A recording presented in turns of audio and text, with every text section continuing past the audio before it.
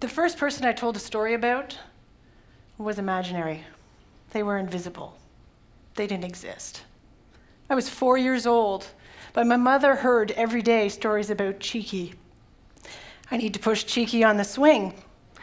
I need to get Cheeky an extra lunch. Yes, I made my mother make 2 lunches, one for my imaginary friend. Cheeky got to do all the things I didn't get to do. Cheeky was the answer to the "don't be cheeky." 4 years old, I began a love with storytelling. And who doesn't love telling a good story? We all do. That's why we pick up the phone, we'll text each other, we'll tell each other the story about our day, about what we're doing. I want to tell you a little bit about my story. I was lucky enough to turn my love of storytelling into a career.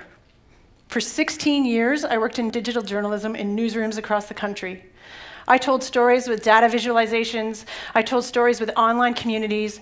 I told stories with social media. I created social media platforms. I told amazing stories about Canadians to a global audience. I was so fortunate to tell those stories.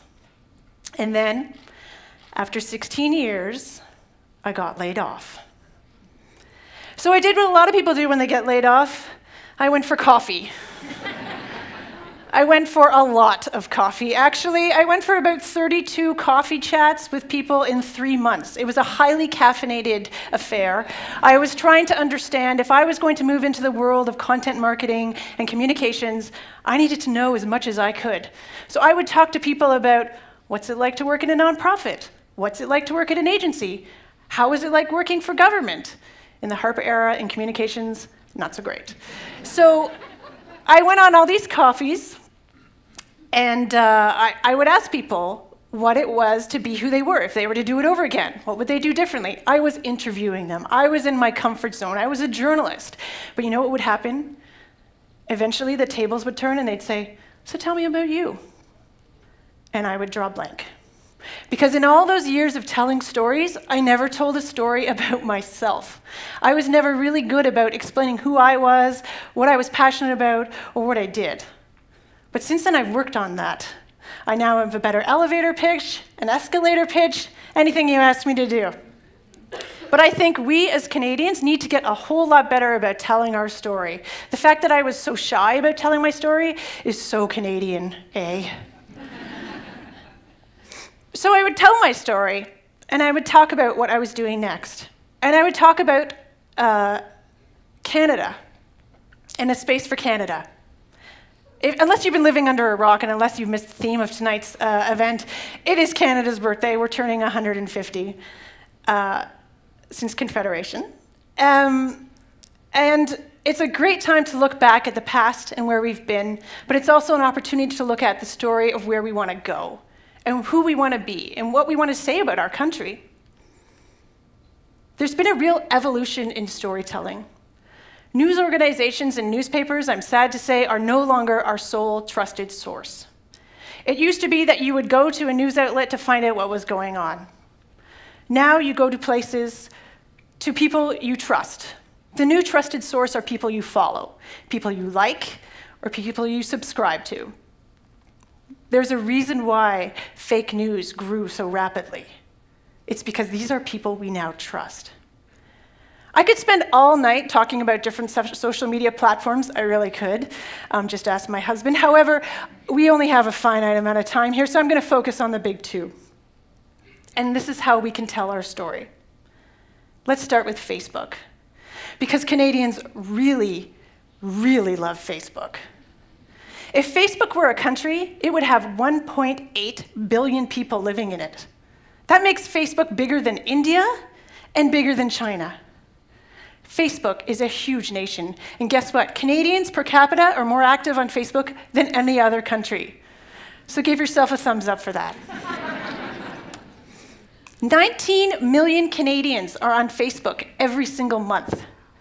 That is more than half of us. 75% of those check their Facebook every single day. Scary stat, 25% of Facebook users say they are on the platform while driving. This isn't that kind of talk, but I'm going to suggest that maybe if you're on your Facebook or you're driving, leave the phone alone, as they say, or take public transit. That's how I check my Facebook feed. But knowing that all these people are on Facebook, it's an opportune social channel for us to figure out how to tell our story. And I want to get you to think about photos, because a picture is worth 1,000 words. Think about Instagram. There are 400 million people on Instagram. That is greater than the population of the United States. 75 million people check the gram daily. That is double the population of Canada on this social media platform every single day. These are channels we can harness. There are whole careers created on Instagram that didn't exist. Careers like product reviewing, fashion, lifestyle travel bloggers. They are all now a thing. Trust me, millennials wish they could do. So now that we've thought about the different social media platforms that are out there, or at least two of the bigger ones, and we know the channels that we can use to tell our own personal stories and Canada's stories, I'd like to think about the story that Canada can tell of itself. How about artificial intelligence? Okay, I'm not talking about Terminator or robots taking over the Earth. I'm talking about cognitive robotics. And I want to introduce you to Joelle Pineau. Joelle Pineau works at a cognitive robotics lab at McGill, 2 hours down the road. Joelle's lab created a wheelchair that can be programmed to have a destination in advance using Google Maps and can avoid obstacles. She created a self-driving wheelchair. Joelle Pineau is an incredible Canadian. I also want to tell you about Tesla. You've seen a few of them around town. Maybe you've gone to Montreal and pre-ordered your Tesla. It's okay, you don't have to put up your hand. But Tesla is changing the way we think about energy. It is changing energy storage. And I want to introduce you to this man, because this man, Jeffrey Dawn, is Tesla's secret weapon. His research in the lithium-ion battery is changing the way we will power houses, and changing the way we'll power cars, and the way we look at energy. Jeff Dawn, his research lab is at Dalhousie University. So Tesla's secret weapon is in Nova Scotia. A round of applause. So why, I hear applause tonight, but why have we never heard about Jeff Dawn or Joelle Pineau before today? Jeff Dawn, as it turns out, was awarded the Herzberg Gold Medal for Science in January, and Joelle Pineau was given millions of dollars to her lab from Google for more intensive artificial intelligence research. These are two incredible people. And if you sit down and chat with them about their research, they will talk to you for hours in a language you can understand about their research, and you'll think, oh yeah, I got this. I can totally do lithium-ion batteries.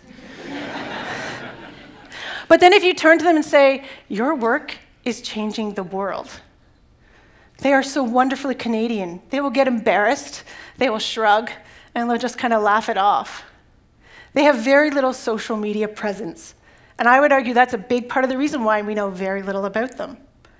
And I want to contrast them with this fellow.